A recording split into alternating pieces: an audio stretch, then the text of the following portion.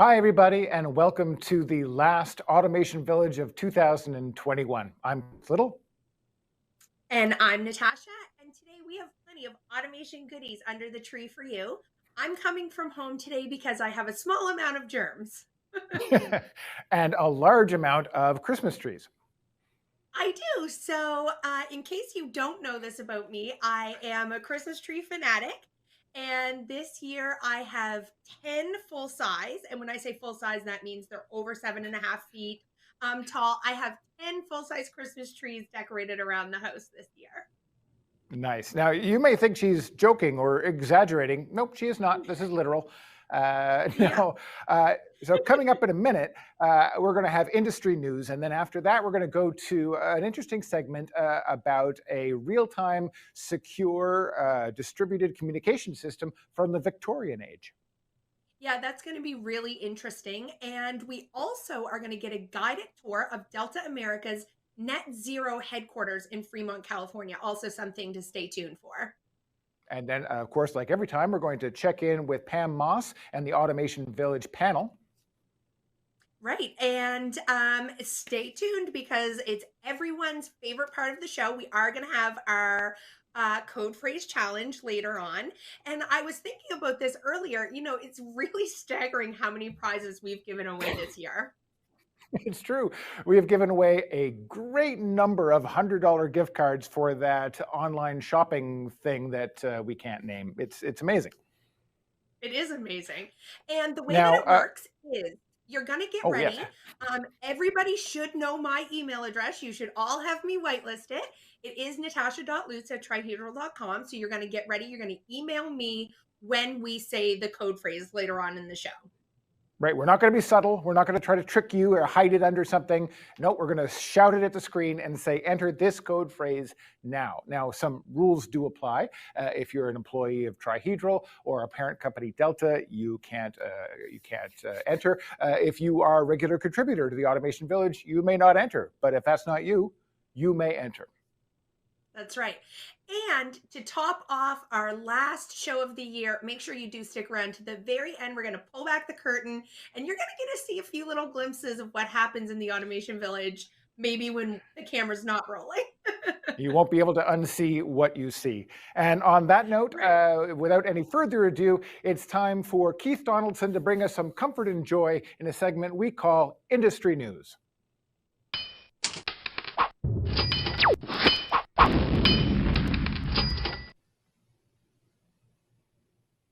Hey, Keith, how are you? I'm doing great, Chris. How are you doing? Oh, we're doing very well. So how's everything going over there in Aberdeen, Scotland? We're doing just fine. As you can see, I'm actually in the office today. It's the first time Nice. I've been in the office. I'm all on my own, but we're still mostly working from home. So to kick off the news this month, a new vulnerability in the open source Apache logging library Log4j sent system administrators and security professionals scrambling all over the weekend.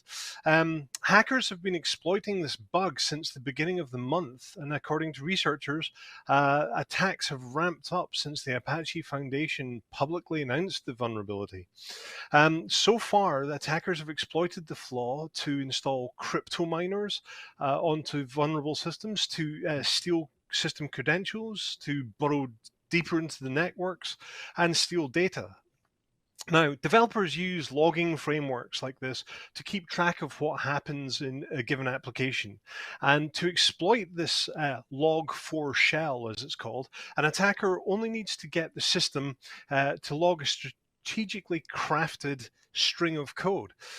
So hackers can introduce this snippet in seemingly benign ways, like sending a string as part of an email or setting it as an account username, for example.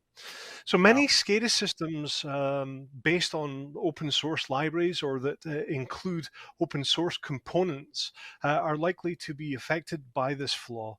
I should say that VTScada, our sponsor, here doesn't use any of these third-party components, so is completely unaffected. Slightly further from home, The Parker Solar Probe has made a historic pass through the Sun's atmosphere. This probe was launched in 2018 with the mission of making observations of the outer corona of the Sun. The US space agency NASA is calling it a historic moment. It's the first time a spacecraft has flown through the outer atmosphere of the Sun. Now, that's pretty hot. Incident solar radiation at the perihelion is approximately 650 kilowatts per meter squared, or about 475 times the intensity at Earth orbit. The solar shield that protects the probe is hexagonal. It's mounted on the sun-facing side of the probe to protect the electronics and is 2.3 meters or 7 feet 7 inches across in diameter and 11.4 centimeters or 4.5 inches thick. It's made of a reinforced carbon-carbon composite, which is designed to withstand temperatures outside the spacecraft of about 1370 degrees centigrade. That's around 2,500 degrees Fahrenheit. The pass was actually made on the 28th of April this year. Parker crossed what is termed the Alphen critical boundary. This is in the outer edge of the corona. It's a point where the solar material that is normally bound to the sun by the gravity and magnetic forces breaks free and streams out across space. And the probe was approximately 13 million kilometers or 8 million miles above the visible surface of the sun. It's quite incredible. Wow. It's been a long time since we talked about space robots on the show. Absolutely. I sort of include one just for fun there. I appreciate that. So moving closer to home, for me certainly, there's sad news that Shell has pulled out of the controversial new oil field off the Shetland Islands in the north of the United Kingdom, plunging the future of oil exploration in the area into doubt. The Cambo oil field lies in blocks 204.9 and 204.10, approximately 125 kilometers northwest of the Shetland Islands, which is right on the north coast of the United Kingdom. It's one of the deepest fields ever to be discovered in Northern Europe and is located in water depth of about 1,100 meters. Shell was planning to exploit the field along with the private equity-backed fossil fuel explorer Siccar Point, but they cited a weak economic case as the reasons for deciding not to go ahead with the project. However, after the COP26 the UN Climate Summit in Glasgow last month, Scotland's First Minister Nicola Sturgeon signalled that she did not believe the project should go ahead and be subject to climate assessment. Shell were facing pressure from Green campaigners who argued that the green light for the Cambo project should not be given in light of the UK's legally binding target to reach net zero by 2050. So it's really uncertain times for hydrocarbons in the United Kingdom at the moment. Gotcha. Well, Keith, what I take from industry news this week is that if you're going to fly into the sun, make sure you use sunscreen. Absolutely. Great. Thanks so much, Keith. Thanks, Chris.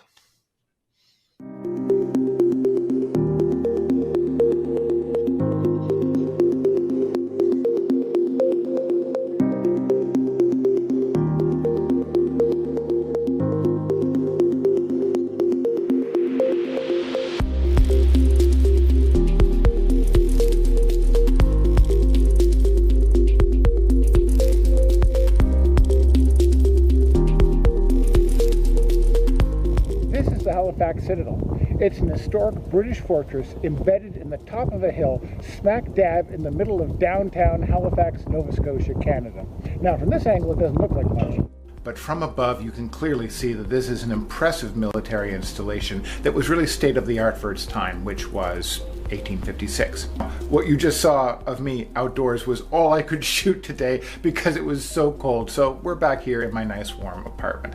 But as you can imagine, I'm not far away. In fact, I can look outside the window and see Citadel Hill. I grew up here in Halifax, and the Citadel played an important part of many parts of my life.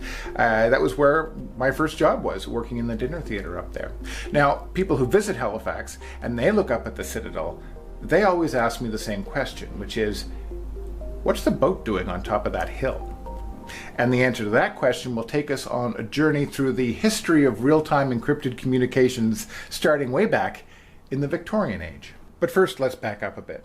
Halifax, or Chibuktuk, is located within Mi'kma'ki, the traditional ancestral lands of the Mi'kmaq people. Today, it's a bustling city of about 450,000. Its deep harbor has always made it an important center for the military and for shipping and for government. When the British established an outpost here in 1749, they immediately set about building a series of fortifications. And from this base, they fought a series of wars with the French, who were based in their impregnable fortress at Louisbourg, and also with the local Mi'kmaq population whose land this was. As threats from the French and later the 13 colonies grew, the British built larger and more sophisticated fortresses on this hill. Now, the star-shaped structure we have today was completed in 1856 after 28 years of construction. Now, earlier structures were all pointed towards the harbor to defend against a sea-based attack, but this last version, actually points west to defend against a land-based attack from the Americans. The harbor itself was protected by a series of distributed fortifications that included George's Island, Fort McNab, the Prince of Wales Martello Tower, York Redoubt, and a repeater at Campertown to Sambro Island outside the mouth of the harbor. As the operational headquarters for the entire system, the Halifax Citadel needed to be able to securely communicate back and forth in real time with all these sites without radios or electricity. Now, how they did that brings us back to that boat on the hill, which by now you've probably figured out is not a boat at all, but a pair of signal masts. Now, these are not the original. In fact, as a kid, I remember when these replicas were installed. The smaller of these is the commercial signal mast, which stands 42.6 meters or 140 feet tall, and it could easily be seen throughout the town. The British Army used this mast to publicly display commercial marine traffic using a series of flags. Haligonians accustomed to this system could simply look up and see how many ships were in port, what type they were, their nationality, where they had come from, and where they were headed. So you could think of this as like a Victorian-era internet, and like the World Wide Web, it requires a little bit of access, such as a line of sight to the hill as opposed to a line of sight to a screen, and also a little bit of knowledge of how the system works. Fortunately, you could buy a guidebook almost anywhere that explains how it works, and also the local newspapers regularly published all of the local business flags. So, with those two things, you could look up and find out anything you needed to know. Now, the commercial mast was such an ingrained part of the city's culture that it persisted well into the 1950s, long after the telephone and the telegraph had made it obsolete. Now, the taller mast was reserved for secure military communications, and they did that using a system that used flags and black discs. They could be arranged on yards all at once and then all raised up and kept there for 5 minutes and taken down when acknowledged. Now, these combinations and their positions on the mast and yards corresponded to specific numbers, and those numbers corresponded to specific encrypted messages that were found in the top-secret military logbook, and those were only held by a few people.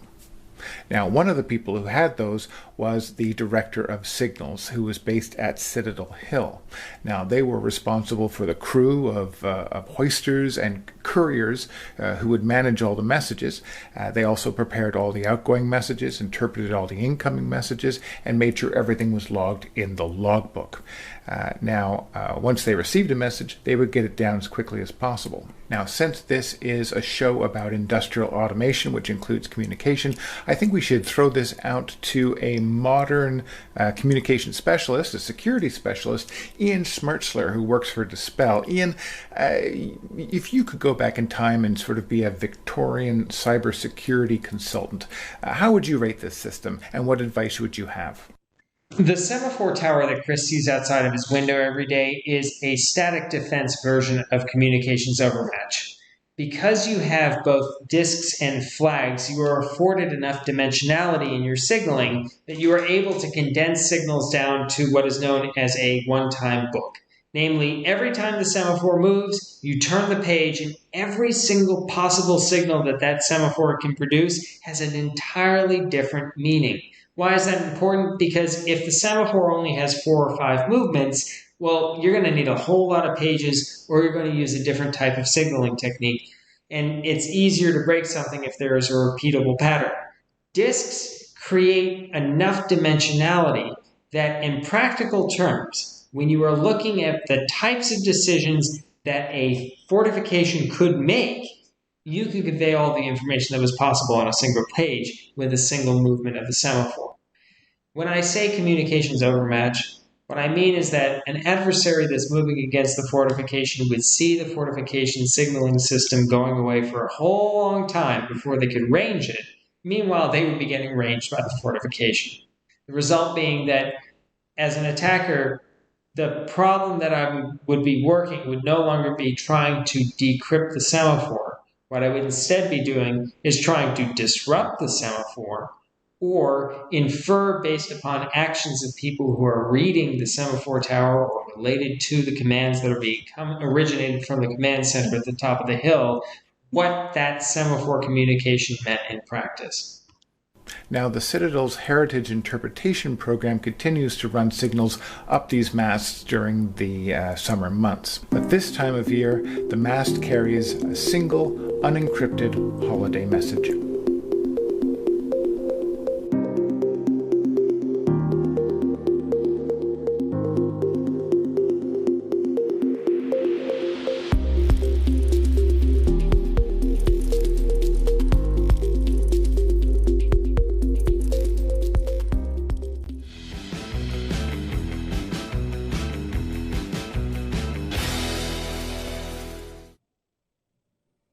Pam Moss, good to see you again. How are you? I'm doing great. And what a really neat story that was. That was fun. Glad you enjoyed Nice job. It's my whole life in the making. So now you have been actually going to some real live trade shows lately with real humans and everything. How's that been? Oh, it's been fantastic to actually see people. It's been wonderful. Anywhere from the Pennsylvania WEA to the South Carolina Environmental Conference, Virginia Water Jam, North Carolina Annual Conference, New England IT. It's been fantastic. You know, WEFTech. I even got to meet Lee in person, actually, and not on a video. So that was the highlight of WEFTech for me. That's awesome. Well, on that note, I'll leave you in the panel to it. Okay, thank you so much, Chris. I appreciate that. And welcome everybody to the Data Wave. Welcome to Lee, Ian, and Pete. I think everybody who joins the Automation Village knows us all by now. Yeah, so welcome. It's really been a great year. There's no doubt getting to work with these three gentlemen. Been a really fun experience in our prep meetings as well as in the monthly Automation Village. So it's just been really fantastic as we've all made our way through 2021. Look forward to what 2022 can give us and bring to us. So what we're going to talk a little bit about today is a bit of a holistic what we've talked about through the year, but some added information. So most of you know me, it is all about the data, whether it be lab data, process data, it is all about the data. And just imagine what we could do with all that if we had it in one place. Many folks are already doing it in water, wastewater, transportation, absolutely. But just imagine the possibilities for those who aren't there yet to be able to get all that data in one place. Lots of different sources of data we're going to talk about, different types of data, whether it's like discrete lab data, a data point for ammonia, a data point for phosphorus, a data point for turbidity, versus SCADA data coming in over time, whether we're summarizing it or not. Just a lot of excitement. How do we improve that? So that's going to be our theme for today. And we're going to start out with Ian. Back to Ian. Ian gets to talk twice so far during this hour. From Ian from Dispel to kick us off. So the theme that we're talking about is one that, from a cybersecurity point of view, you start hearing about cybersecurity because someone in operational technology has said, I want something. And then the IT people have said, I want that too. And then they say, can we do it? And then it comes over to cyber. So there are two terms that are coming out. One is known as lateral data transfer, and then the other is known as cross-domain communications. Both of these capabilities are ones which distill down to, we've worked for years developing sensor arrays and beginning to collate that data up at single facility levels. But people are coming to recognize from a commercial standpoint just how much can be achieved if you're able to take that data and consolidate it at locations which have massive compute capacity. And this problem of how I get that data all pulled together, and then how I can laterally transmit data between different facilities at a high enough speed that you're able to effectuate changes that have a positive economic benefit are problem sets that necessarily draw in cybersecurity.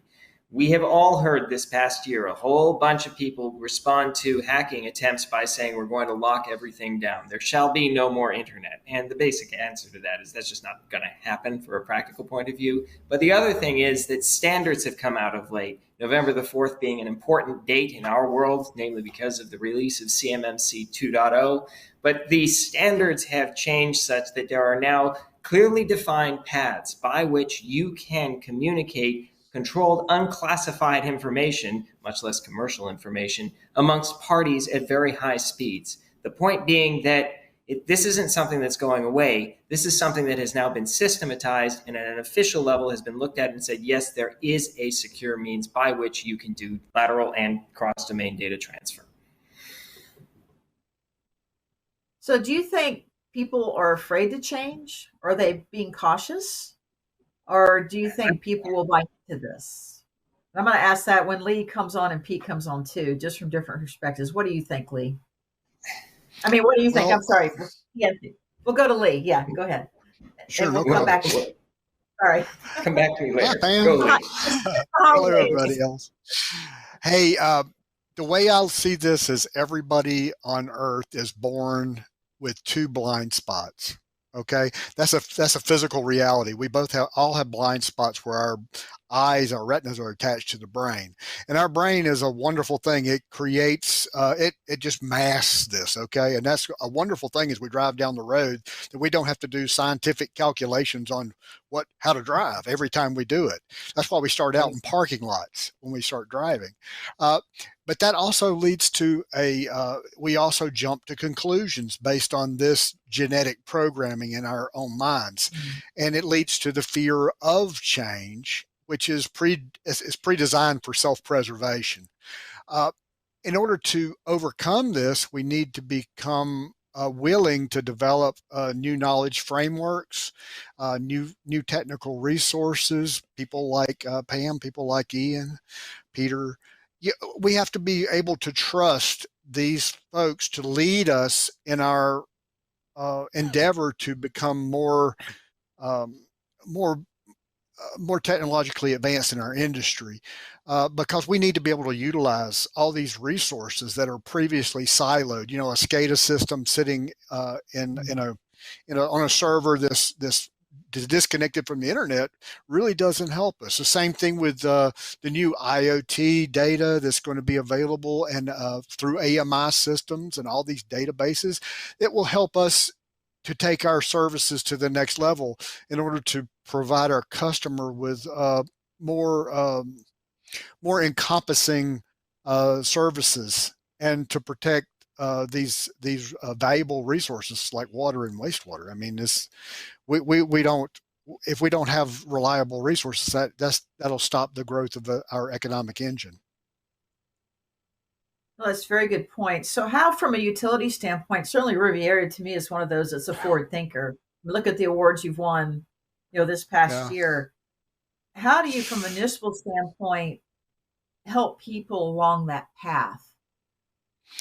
Well, it's training. It's communication with the people within the organization. It's asking for feedback. It's reaching out to new people and trying to develop an awareness of security.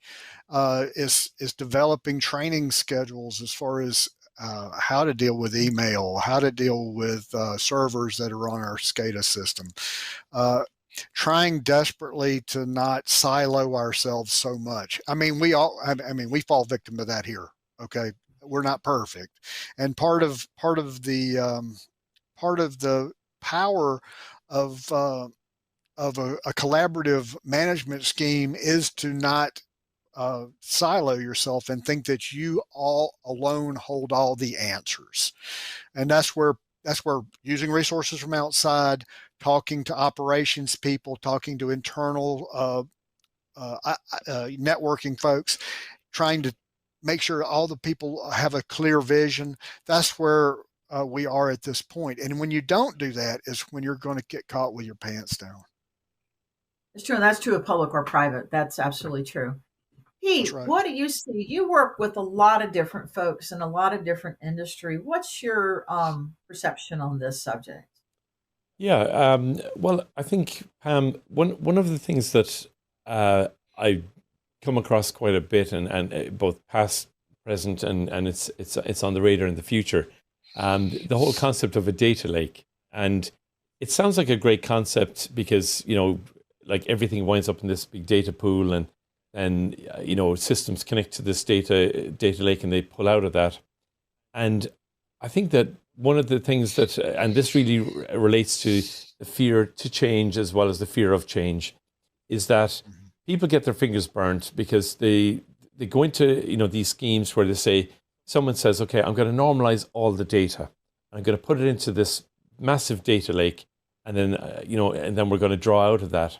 But the challenge is that the complexity of that data is often extreme, way beyond what most people realize. And I've often been in a situation where, if you had 100 system integrators and you ask them to, just connect to a PLC and read back data, they'll all have their own ways of doing it and programming the PLCs, line them all up. So it's not very easy to get it into this kind of, USB type format where it's just plug and play. And I think formats like MQTT kind of confuse people a little because they're acting as a data wrapper, but really it's no different to me. If I started speaking Irish to you right now, you'll hear words, Tommy Mahoney, North Carolina, and you're saying, well, what did he quite say? You got the North Carolina bit, but the problem is trying to normalize that data or that language into something that is properly interpreted and secure, because MQTT needs to be secured.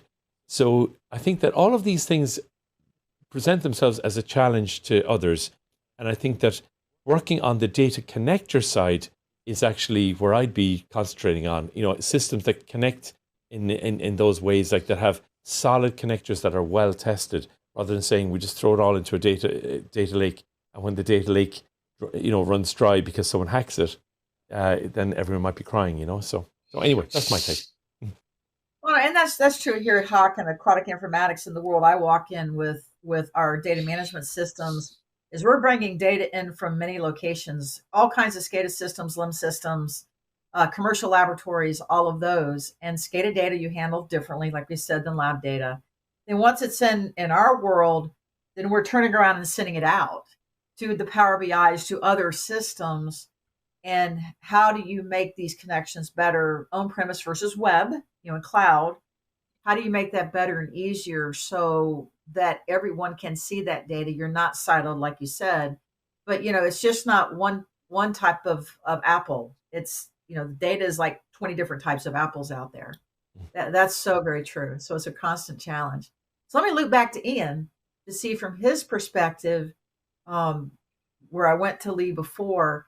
As you're wrapping here, what do you see are those challenges, maybe both people and the hardware side? So the people side, the hardware side, how do we help people, you as a private person, guide people through this? What are some of your thoughts? So my thoughts, first of all, there's very clearly a difference between the utility industry and manufacturing. So I was rapidly trying to do math using a calculator in the palm of my hand here about how you would ask how much movement was there anticipated for next year just on data convergency, and the total visibility that we have into initiatives at customer sites tallies up to $530 some odd million invested for next year to data convergence in the manufacturing sector alone. That's pretty anecdotal. I mean, I don't know that many manufacturers, so it's a pretty good sign that there are a lot of people who are doing this. Now, when it comes to the hardware, manufacturers are more than happy to commit about $10,000 per facility towards buying stuff that has a 10-year lifespan, is properly built, does not get surprised when salt gets sprayed on it, which happens very frequently in very strange settings. But when you go into utility environments, what you find is that there are two conflicting challenges that have been gating a lot of this data convergency. The first being that most vendors take one look at the utility space and realize that they have a very steep road to go up, so they run away from it.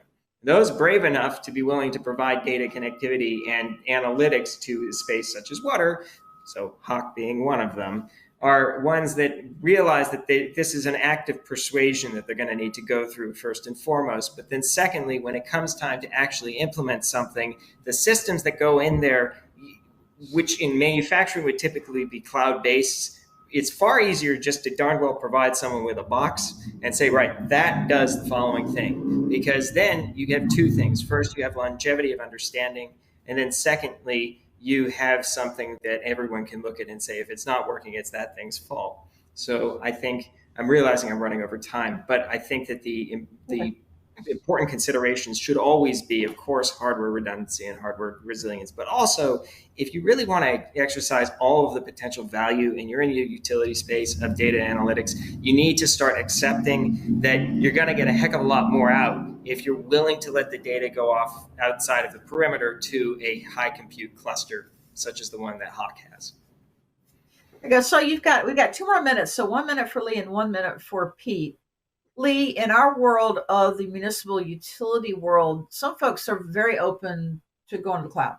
No problem. I've seen that change in the past 5 years. Do you see us in the municipal utility world making more of that move in the next 5 years? Because you know a lot of folks. What do you see, Lee? I think through things like the census data system where you have AMI, I think we're going to kind of transition into that because there's a real hesitancy, even in my utility, to do anything that's off premises. Very, very, and that's coming right from our IT professionals. They would prefer to have all of their own servers virtualized and under their own control rather than going out to like Azure or some other source for servers.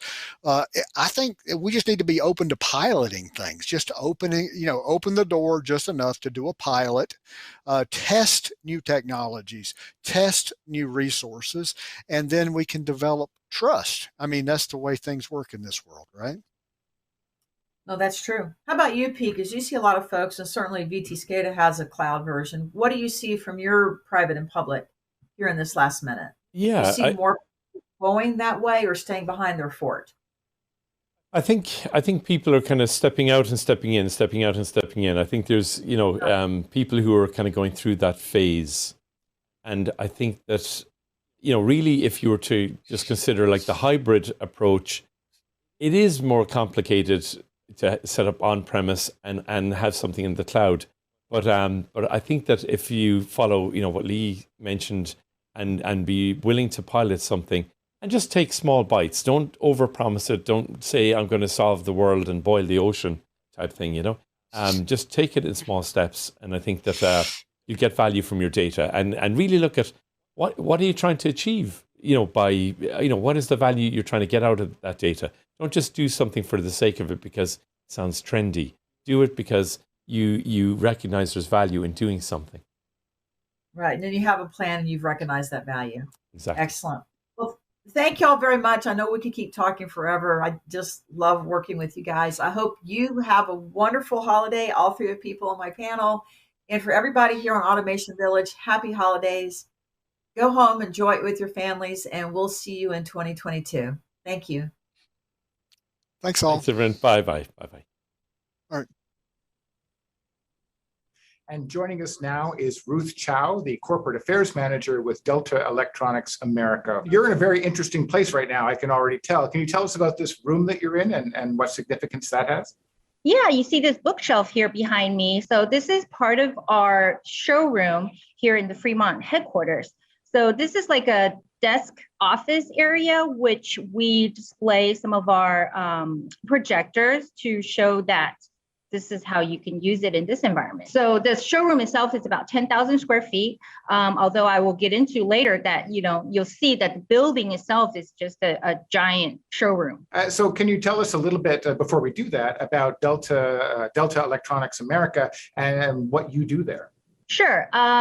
I'm the corporate affairs manager here at Delta Electronics Americas. And I've been with the company for many, many, many years. I'm not going to get into how many.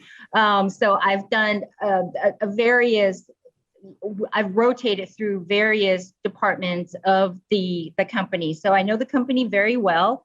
And this building project is by far the most challenging yet most rewarding project of my career. Delta, of course, has been around for many years and is all around the world, but a lot of people might not necessarily know that because of how you go to market. Tell us about some of the products that our viewers might be familiar with. Yes, actually, this year is Delta's 50th anniversary. So we are celebrating our 50th anniversary. We are known for our power supplies because we are the #1 power supply manufacturer in the world. Your laptops, your desktops, most likely than not would have our power supply or adapters in it. But in the recent years, we've invested heavily in industrial automation as well as building automation. So you might know us in those industries as well. On the commercial side, we have our EV chargers, which we're heavily involved in right now because EVs is the hottest thing, and also our PV inverters that power solar. Now, today we're going to be talking about Delta's new net zero energy headquarters in Fremont, California, where you are right now. But first, maybe sort of set that up with Delta's ongoing commitment to renewable energy. Yes, Delta has been committed to sustainability, and it's something that's deeply ingrained in our DNA. Our corporate mission is to provide innovative, clean, and energy efficient solutions for a better tomorrow. And we have been doing exactly that.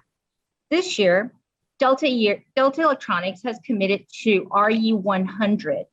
It's a global initiative of committing to use 100% renewable energy, shows that we don't just talk the talk, but we actually walk the walk. So your headquarters is a U.S. LEED Platinum certified green building. Can you tell us exactly what that means? Yes. So LEED stands for Leadership in Energy and Environmental Design. And Platinum is the highest level of certification issued by USGBC, and that stands for U.S. Green Building Council. All right, let's talk about the building.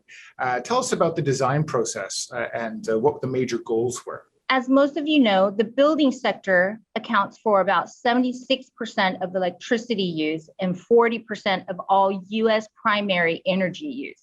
Wow.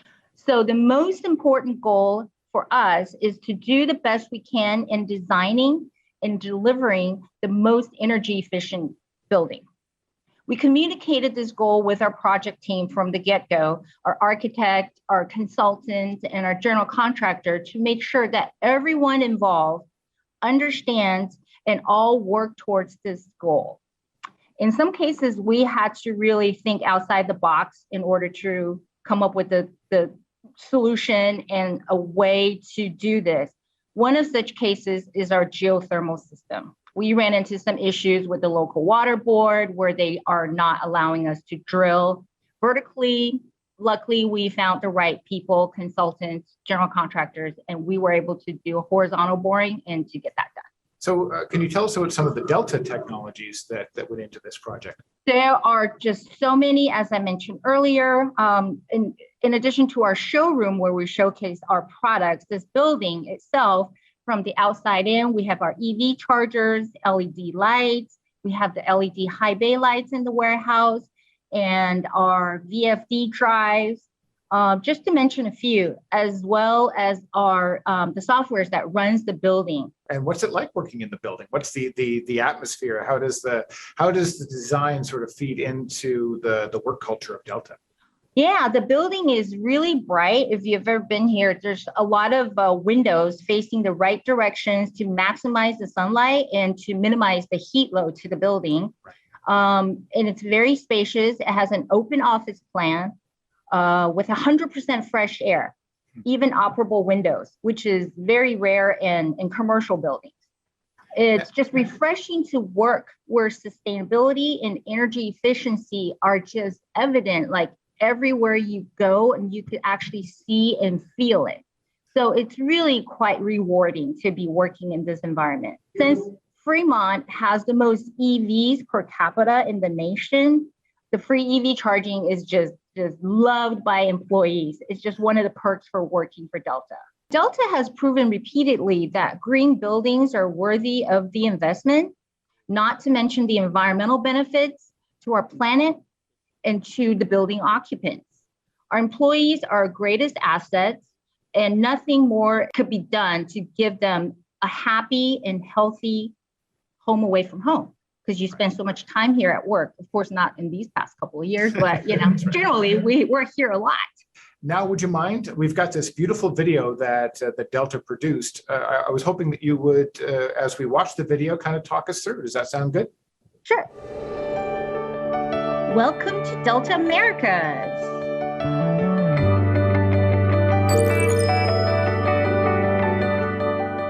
So here you see the parking lot, and we'll zoom in later, but on the EV chargers, here's our Platinum award. And you see drought tolerant vegetation here. This is our rooftop solar system. And since the video, we've added a carport system in the back as well. So we now generate over 1 megawatt of solar by using our own PV inverters here. So we have a very high energy efficient HVAC system that's accomplished by the geothermal that I had talked about a little bit earlier. So these loops are 15 and 30 feet below ground, coupled with the bidirectional heating and cooling. These are Delta's own VFD that drives the pumps. And these are some of our chargers. Just a few. We have about 20 altogether. Level 2 and also DC fast charger. And it's all run by our own back-end software to control the systems.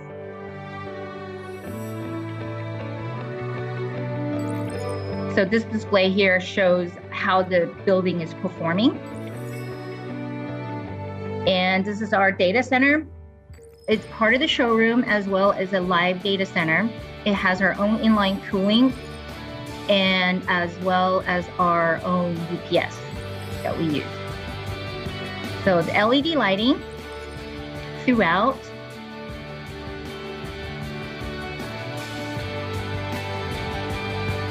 And also drought tolerant vegetation, as I mentioned, but we do have a rainwater harvesting system that is underground and it collects all the rooftop runoff. 100% fresh air at any given time with operable windows.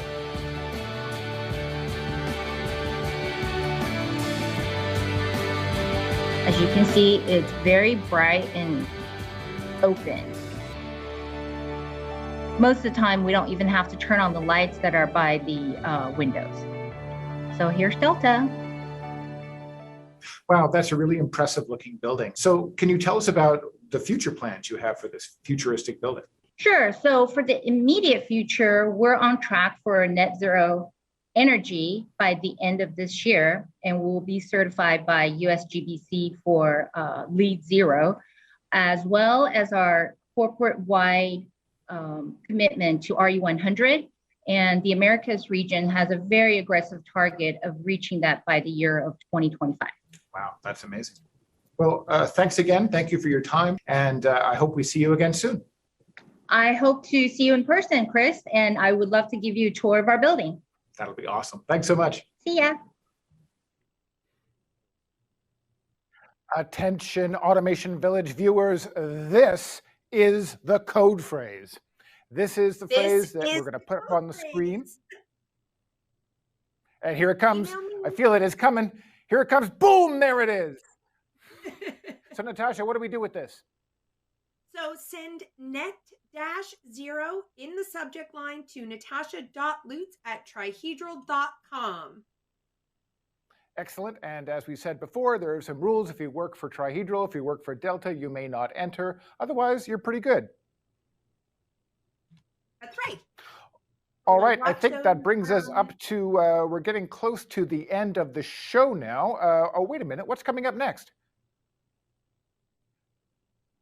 I think it's you. It is me. And so I do have a few questions.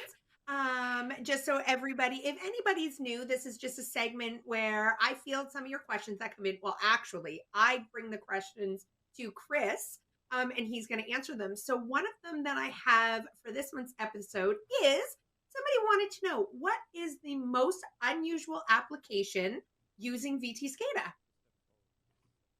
Well, these days with VTScada Lite being out there for a number of years now, we're starting to get some really interesting stuff coming back. But I think if I had to pick one that jumps out at me, this is a full VTScada application. There's a math professor at Dalhousie University, and what he was studying was this premise that the nervous system isn't just the brain and the spinal column. It actually extends right into the human heart, right into the heart. And so what he was trying to do was create a mathematical model of the neural tissue, of the neural network that's inside the beating heart.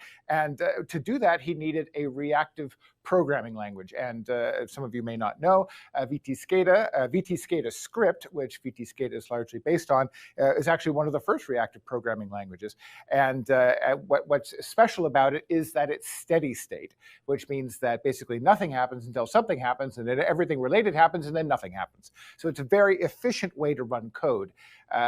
So he was able to use VTScada of all the software products he looked at to create his mathematical model of the neurology of the human heart. That is really interesting. We did write up a small case study on that a few years ago as well. I put a link to that in the YouTube chat. So if you are interested in finding out more about that, definitely click the link. And yeah, as Chris mentioned, I know VTScada Lite is being used for all kinds of things. Even Keith, who was on the show earlier, is using it, I believe, to control temperature for some costumes, and maybe he can talk about that some other time. Oh, that's a good idea. I did have a question come in from a direct message, and they wanted to know, I joined late. Did you discuss Log4j and VTScada? Yep, we sure did, not surprisingly. Yes, we discussed that. Keith brought it up in industry news off the top of the show. Now, for those of you who weren't around for that, now this exploit, which is known as, and I'm totally not reading this off the screen, I know it by heart, CVE 202144228, aka log4 shell. This actually affects Java-based applications, and it is an exploit of Apache libraries, and it's often found in open source products or extensions. Now, VTScada uses no Java whatsoever, and so therefore all of our users and all of our installations, past and present, are unaffected by this exploit. So that's great to hear. And I think that's all the questions that I have for this episode. So as I mentioned, if you are new and you're watching, or if you're old and you're watching, if you've come here before, this is your first time, send us your questions, and send us some hard questions, because I really want to stump Chris one of these days. So send us some really hard questions. You can do it anywhere. Almost like I know them in advance. It's almost, we have this little app called WhatsApp. We text back and forth during the show to let them know what's coming up. But I promise you, one time I am going to stump you, Chris. I promise you. Send us your questions anyway. We're on every social media channel. Send us to email, YouTube, or put them in the Automation Village form. So with that, we'll see we are you coming back up here on the end with Nat in 2022. That's right, which I think is the first thing we all want to get done in 2022. Thanks, Nat. Appreciate that. And now we've rounded the corner to the end of the show. So quickly, I want to thank some folks. I haven't extended my spreadsheet, so I'm going to do this from memory. I'm going to thank Pam Moss, Lee Kibler, Ian Schmertzler, and Ruth Chow, and everybody here at the Automation Village team. Now we've coming into the final stretch, which is parting remarks. Nat, what do you got? So as a reminder, we do give certificates of attendance if you did watch this show, and that includes watching a recording. So if you're watching this tomorrow, you're going to get this message. If you do want to get that for your professional development hours, we do ask that you fill out a follow-up survey. That's the way that we can track who we send certificates to. And those follow-up surveys also will help us make this a better show in 2022. So the link is in the chat for you to fill out that survey if you need a certificate of attendance. Awesome. Pete, final thoughts for 2021. Well, actually, before I do anything, I'm going to show Natasha's Christmas trees. I had them ready and queued up at the start, and I forgot to do it. So here they are. Natasha's trees. So, as we mentioned, I have 10 full-size Christmas trees decorated throughout my house. I have 2 half-size trees, so they're about 4.5 feet tall, and I have about 11 mini trees. So something like back in Pete's corner there, I've got about 11 mini trees. So I really like Christmas trees. So the only thing I was going to say on top of that is make sure everybody hits subscribe, and you see more Christmas trees, more fun, and so do that on YouTube and also on our forum as well, and which you saw Keith doing. Great, Keith. Thanks for coming back. What do you have for us?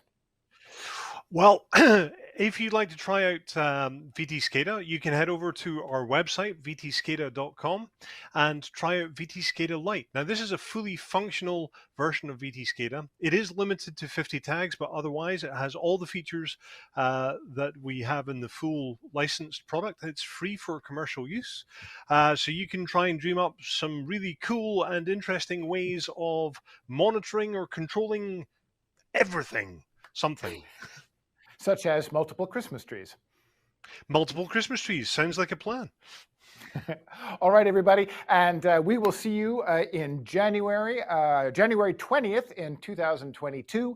And as our final gift for you, we leave you with the Automation Village blooper reel. Now, turn off your computers, go outside, enjoy the rest of summer, and we'll see you in Orlando.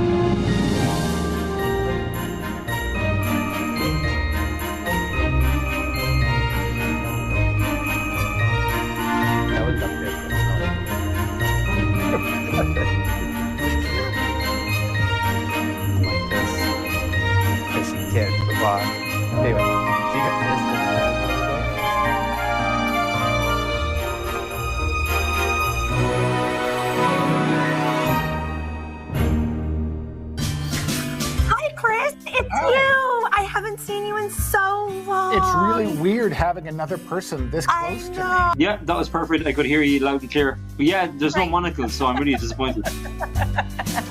only my bionicle. Logo, coming up like next I can will move be it. a very.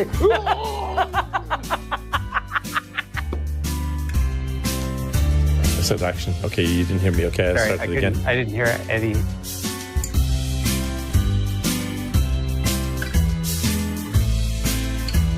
There's still little glittery things from Natasha's dress on our green screen. So is Tanasha gonna do?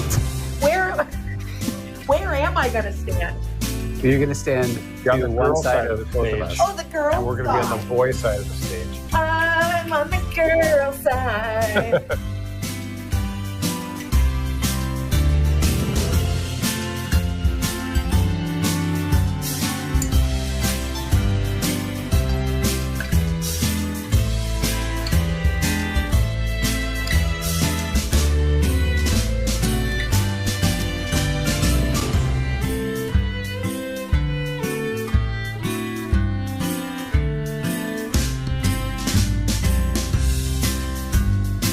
Natasha, who wore mostly green today.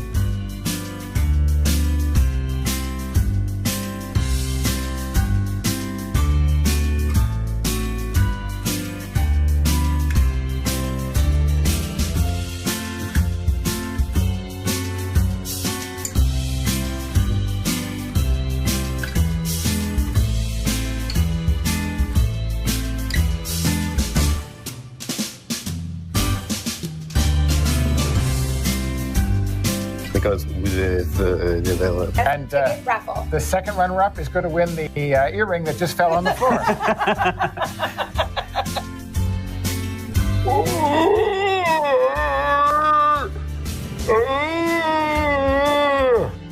Over to Barry.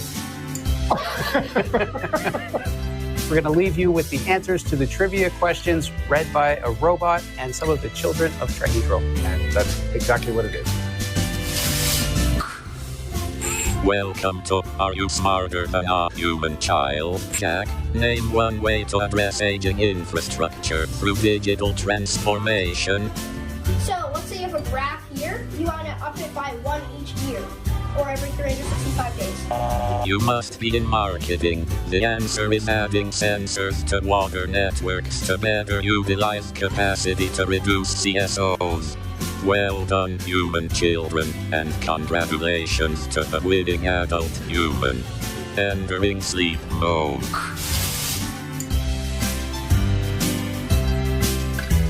Let us turn you over to our capable hosts, Glenn and Barry. Well, thanks, Chris and Dave. So we'll let you get on with it, but I just wanted to let you know I'm wearing a monocle just so I can pop it out again at a moment of high excitement, all right? I'm putting it in now. It worked! Get out of my mind! Dreamed Automation Village Virtual Trade Show. My name is Chris Little. And I'm Dave Spencer.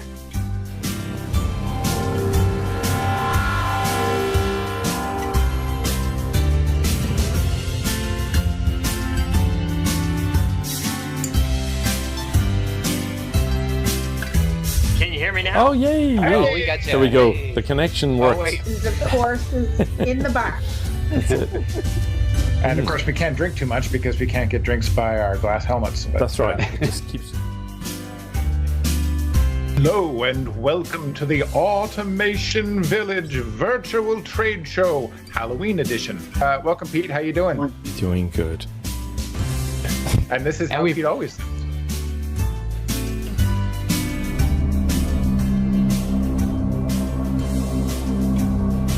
Let me tell you an automation horror story.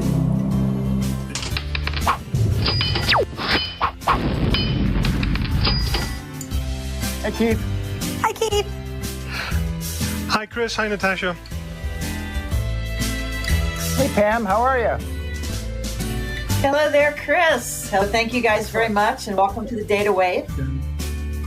Hi, I'm Chris. I'm Natasha. We're co-hosts of the Automation Village. Tune in live this Thursday for industry news, automation tips and tricks, our panel of experts, real-world case studies, and plenty of ways for you to get involved. Click the link below and we'll see you in the Automation Village, the coolest automation show on the planet.